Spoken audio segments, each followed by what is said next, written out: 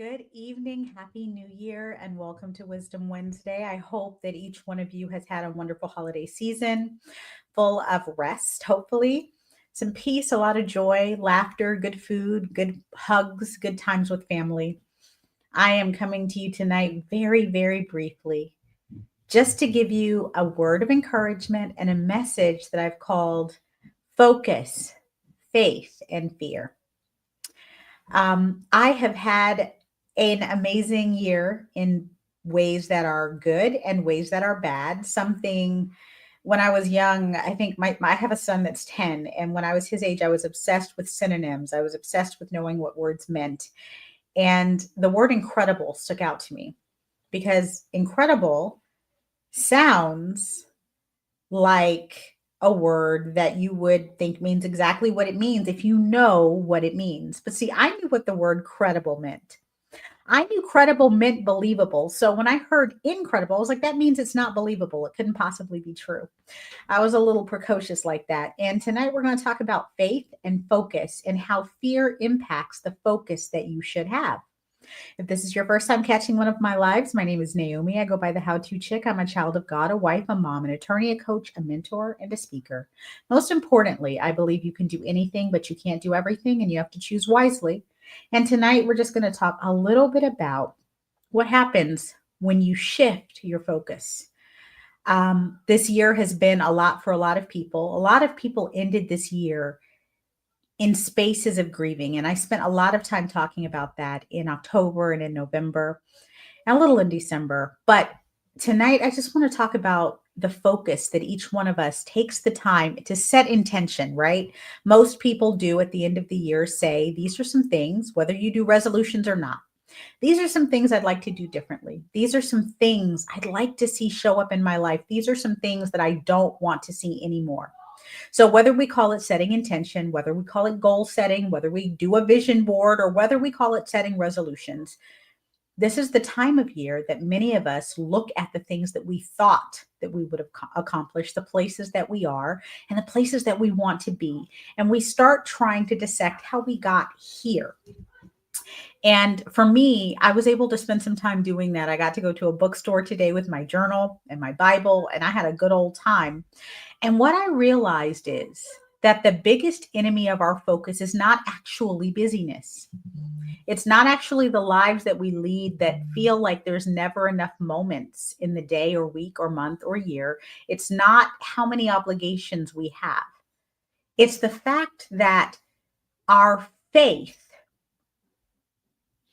hold on, is the bridge between the focus that we have, whatever it is that we want to accomplish, and where we want to be. Our faith is supposed to be the bridge to get us there. But so many times that bridge is interrupted by fear. And fears are what they are. We have fears for a lot of different reasons. We fear, right? We don't want to quit our job and start that business because we fear that we're going to be bankrupt and our credit's going to go in the tank. We're going to lose that house or that car. I'm not telling you to do that. If that is your fear, you need a rational plan because what I'm coming here tonight to tell you is that where your focus is, that is what is going to happen in your life. And so for many of us, because the bridge between where we are and where we want to be, that focus, that line of focus has been interrupted by fear. And fear is like distractions. It's chaos. It's little firecrackers on the side of the road that take our attention away from the road. And I don't know, I'm teaching my son to drive, my 18-year-old, and he's a really good driver. But I remember that there were times I kept telling him, I'm like, you can't, when there are accidents on the road, you can't look over there. When you see police officers pulling someone, when you're worried about what this car, don't look over there. Because where your focus is, where your eyes are, is where you're going to steer. And he thought that I was being facetious. And then I would catch him drifting.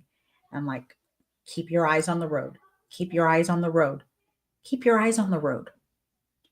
And so when I was thinking about what happened this year in my life, the places that I didn't quite make it to, instead of beating myself up, instead of looking at all of the things that I'd said yes to and evaluating my busyness, I looked at whether there was a purpose behind that goal, whether I really needed to be there. And then I went back to dissect where my focus was when I was supposed to be moving towards that goal.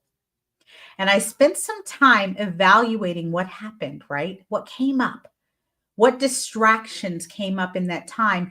And I talked to myself a little bit about the fears that I had. And like many of you, I have suffered from fear of failure. I've suffered from imposter syndrome. I've suffered from fear that I won't be good enough, that I won't be enough. And I've also suffered from fear that if I commit to this or to that, or wholeheartedly pursue something that I think is a goal or objective, that I will miss out on time that I should be spending with my family, with my friends, with the relationships that I hold dear to me. And so for many of us, things that are good, things that are natural, things that are important have become fears, fears that we have to overcome if where we are focused on is where we are supposed to be. So I want to encourage you to take a little time and do what I did today. I didn't set resolutions. I didn't lay out goals for where I want to be by the end of the year. I didn't look up dream jobs, dream homes, dream vacations, or cars. I spent some time prayerfully looking at the objectives and goals that I wanted in this past season that I didn't achieve, and some of the things that I'm still believing are going to happen for my life. And I spent some time examining the fears that may have kept me from moving in the direction of the goal. Where you look is where you'll steer. Keep your eyes on the goal. If you believe that where you are going is where you are intended and supposed to be, and if you are going there with God, and you believe and you keep your eyes focused on that destination and on what you need to do to get there, you will get there.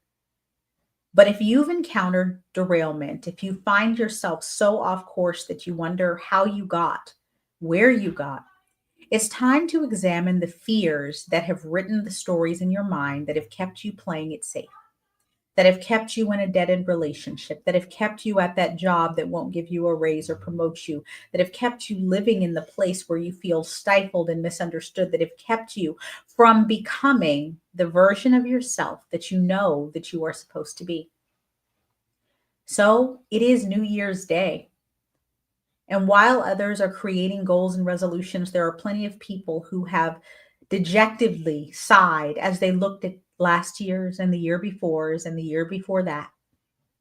And I want to encourage you that it's time to stop evaluating where you are through the lens of a failure, but instead evaluate it through the lens of your fears. When you find and confront your fears, and when you reframe all of your focus on where it is that you are going by faith, because sometimes the goals that we set for ourselves are, if they're good goals, if they're God goals, they're going to be more than you could do on your own. And so when you reframe that focus through faith, when you decide intentionally to eliminate the distractions, when you forgive yourself and whoever else contributed to you losing that focus, and when you pray about the fear, because there's something that the Bible says, and y'all know I'm unapologetically a God girl, I'm going to throw it in. The Bible says that perfect love casts out fear. And so sometimes we are doing things that we know and believe are part of our purpose, are part of our mission, are part of the assignment that we have in the season, but we're doing it on our own strength.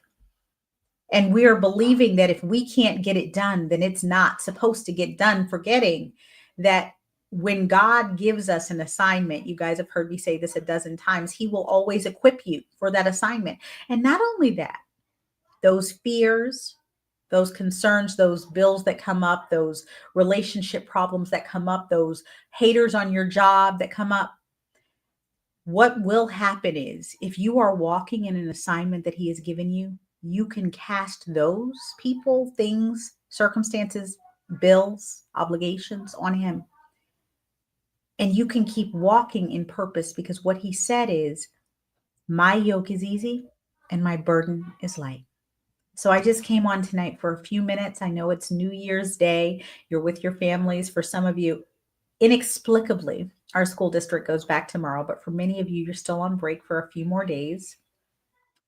I want you to spend some time focusing not on the places that you wanted to go, but on whether one, that place was a place that you were focused on as an assignment, and you know for a fact that that's where God has you going.